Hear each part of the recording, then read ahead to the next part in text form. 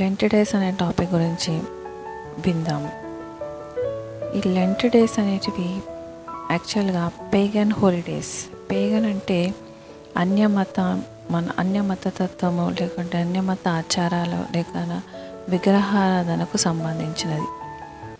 అయితే ఈ Lent days అనేవి అన్ని చర్చెస్ పాటించరు, కానీ కొన్ని చర్చెస్, కేథలిక్ చర్చెస్ మరియు కొన్ని ప్రొటెస్టెంట్ చర్చెస్ మాత్రము పాటిస్తున్నాయి.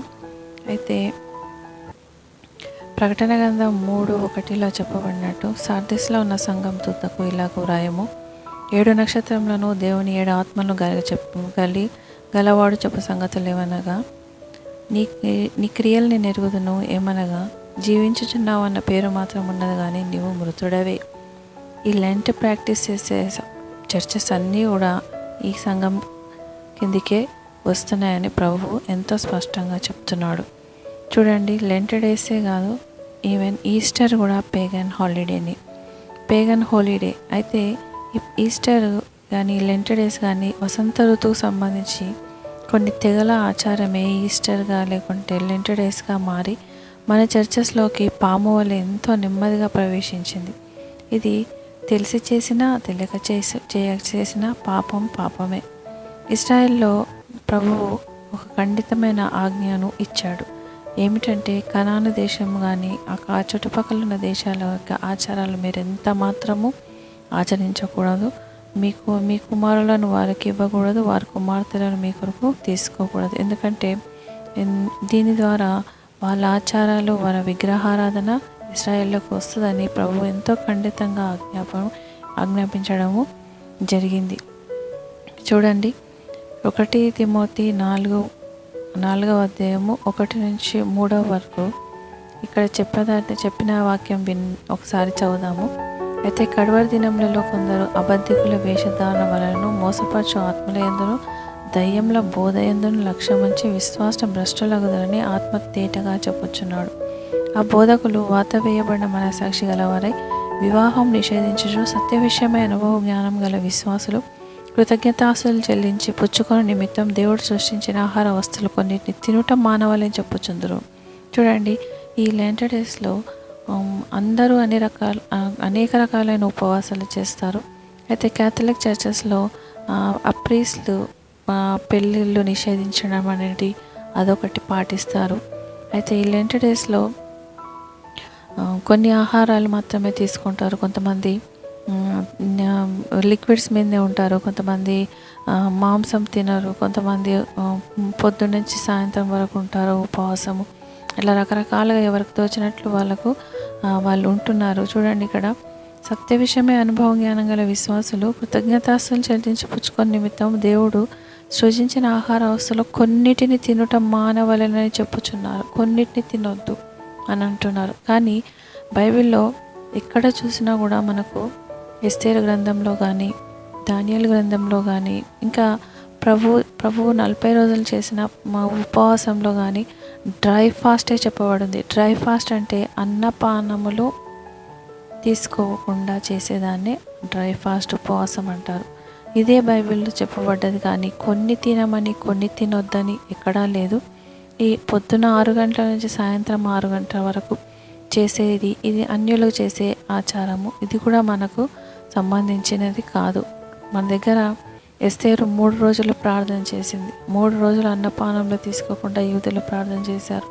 ప్రభువు 40 రోజులు ప్రార్థన చేశారు. అవి అన్నీ కూడా అన్నపానములు లేవు, అంటే డ్రై ఫాస్ట్. యోవేలు గ్రంథంలో కూడా డ్రై ఫాస్ట్. ఇంకా జంతువులు కూడా ఆహారం తీసుకోకుండా నీళ్లు తాగకుండా ఫాస్టింగ్ చేసినట్టు చూస్తున్నాము.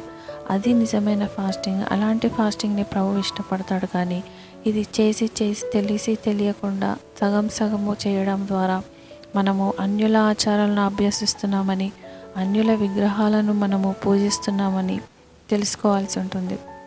చూడండి, తరతరాలుగా వస్తుంది కాబట్టి పాటిస్తున్నాము అంటారు, కానీ దీని వెనుక ఉన్న సతాను హస్తాన్ని మనము తెలుసుకోవాల్సి ఉంది.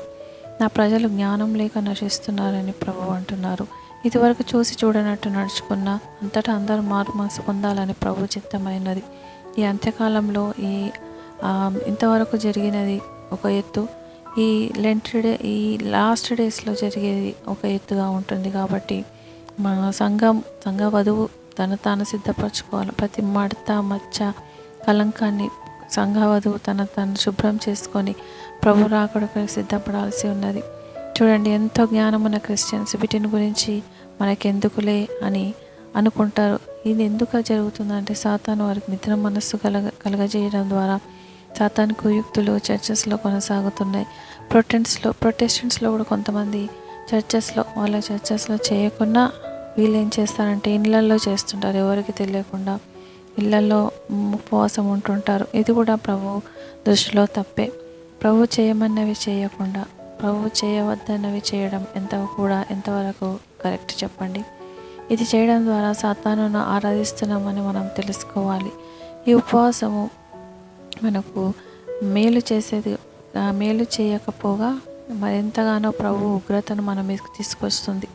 చూడండి, ఇలాంటి ఉపవాసం ద్వారా మనము ప్రభు ఉగ్రతకు పాల్పొందాల్సిన అవకాశం కలగవచ్చు. కాబట్టి మనం ఎందుకు చేస్తున్నాము, ఎందుకు చేయట్లేదు అని మనం తెలుసుకోవాల్సి ఉన్నది. దీని గురించి మీకు కావాలంటే గూగుల్లో మీరు వెతికినప్పుడు మీకు ఇంకా చాలా ఇన్ఫర్మేషన్ అందుతుంది. నేను అవన్నీ దీంట్లో చెప్పడానికి నాకు సమయం సరిపోదు కాబట్టి నేను కొన్ని మాత్రమే చెప్పగలుగుతున్నాను. ఇంకొకటి, ప్రభు సిలువ వేయబడేటప్పుడు స్త్రీలు ఏడుస్తున్నప్పుడు ప్రభు ఒక మాట అన్నాడు. చూడండి, నా కోసం ఏడవద్దు కానీ మీ నిమిత్తం మీ పిల్లల నిమిత్తం ఏడవండి అని వాళ్ళ రక్షణ కోసం, మన పిల్లల రక్షణ కోసం ఏడ్చి ప్రలాపించమని, నరకం నుంచి తప్పింపబడాలని రోదన చేయమని చెప్తున్నాడు. ప్రభు కోసము దుఃఖపడడం అంటే 40 రోజులు దుఃఖపడడం అది కాదు కావాల్సింది. ప్రభు అది చెప్పలేదు. ప్రభువు ఏం చెప్పాడంటే, నాలాగా మీరు కూడా మీ వారి కోసం, మీ కుటుంబ సభ్యుల కోసం, మీ చర్చెస్ కోసం, మీ దేశం కోసం, యోవేలు గ్రంథంలో దేశం కోసం, ఎస్తేరు వలె దేశం కోసం, దానియేలు రిపెంటెన్స్ ప్రేయర్ చేసుకున్నాడు. రిపెంటెన్స్ అంటే పశ్చాత్తాప ప్రార్థన. అలాంటి ప్రార్థనలు చేయమని ప్రభు చెప్పాడు. మీ నిమిత్తం మీ పిల్లల నిమిత్తము ఏడువుడి అని ఉంది, అక్కడ రోదన చేయండి అని ఉంది. అనేకులు రక్షణలు ఇక నశించిపోతున్నారు. ప్రభు రాకడ చాలా త్వరగా ఉన్నది. దీనికోసం మనము ఉపవాసం ఉండి ప్రార్థన చేస్తే మేలు. కానీ ప్రభువు చనిపోయాడని 40 రోజుల ముందు చేస్తూ దాని తర్వాత చేస్తూ ఈ పీరియడ్లోనే ఎందుకు చేపిస్తున్నాడు సాతాను? అది కూడా మనం ఆలోచించాలా.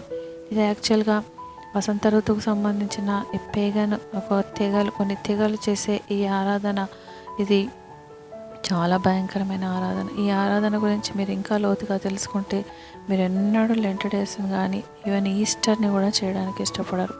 సో ఇవన్నీ కూడా మనము పేగన్ హాలిడేస్ అని, ఈవెన్ క్రిస్మస్, న్యూ ఇయర్ కూడా పేగన్ హాలిడేనే. క్రిస్మస్ క్రైస్తవులు జరుపుకోవడానికి వీలు లేదు, న్యూ ఇయర్ క్రైస్తవులు జరుపుకోవడానికి వీలు లేదు. ఇవన్నీ క్యాథలిక్ చర్చెస్ ద్వారా మన చర్చెస్లో కూడా రావడం జరిగింది. వీటిని మనం ఎంత దూరం ఉంటే అంత మంచిది. కాబట్టి ఇంతవరకు తెలియక చేసిన దానికి గురించి ప్రభువుని యొక్క క్షమాపణ వేడుకుందాము. మనమందరం తప్పిపోయినామని గుర్తెరిగి పశ్చాత్తాపడదాం మరియు ప్రభు చిత్తం మెరిగి ప్రవర్తింప నేర్పమని వేడుకుందాము. పరిశుద్ధాత్మ సహాయంతో లోతైన మర్మాలు గ్రహించినట్లు సాతాను ఎక్కడైతే మనల్ని మోసం చేస్తున్నాడో, ఎక్కడైతే మనల్ని తెలియకుండా ఈ వాక్యాన్ని మనకు అర్థం కాకుండా వాటిని మూసిపెట్టి మనల్ని మిస్గైడ్ చేస్తున్నాడో, మనల్ని సాతాను నరకం వైపు నడిపిస్తున్నాడో, ఈ అన్యమత ఆచారాలను ఆచరించేటట్టు, విగ్రహారాధన చేయనట్టు, మనల్ని మనకు తెలియకుండానే ఆదాము అవ్వను పాము మోసగించినట్లు మనల్ని సాతాను మోసగించుండగా, మన చర్చెస్లో కూడా ఇది వచ్చి ఉండగా, అరే వాళ్ళు చేస్తున్నారు కదా అని మనం చేయడం, ఇలాంటి తప్పులన్నీ చేయకుండా ప్రభువు చిత్తం ఏంటో తెలిసి నడుచుకుంటాకు, పరిశుద్ధాత్మ మీద ఎక్కువగా ఆధారపడుటకు, పరిశుద్ధాత్మ సహాయం పొంది ప్రభు కొరకు నిలబడుటకు, మీరు పరిశుద్ధాత్మను ఎక్కువగా సహాయం అడుగుటకు దేవుడి కృపను గ్రహించును గాక. ప్రార్థించుకుందాం. పరిశుద్ధమైన దేవ, పరిశుద్ధాత్మ దేవానికి స్తుతి వందనాలు ప్రభువా. నాయన అనేక విషయాలు మేము తప్పిపోచున్నాం తండ్రి. మాకు తెలియని విషయాలు, తెలిసిన విషయాలు కూడా తండ్రి మేము తండ్రి ప్రభువా తండ్రి తప్పిపోచున్నాం. నాయన మమ్మల్ని క్షమించండి నాయన ప్రభువా. తెలిసి తెలియక చేసిన ప్రతి తప్పు దోషం మీ రక్తంలో కడిగి పవిత్రపరచండి నాయన ప్రభువా. నాయన మేము ఇటువంటి తప్పులు ఇంకా ముందుకు చేయకుండానట్లు కృపను గ్రహించండి. ఇలా చేస్తున్న అనేకుల కోసం మేము ప్రార్థిస్తున్నాం తండ్రి. వారి పక్షాన మేము పశ్చాత్తాపడుచున్నాం నాయన.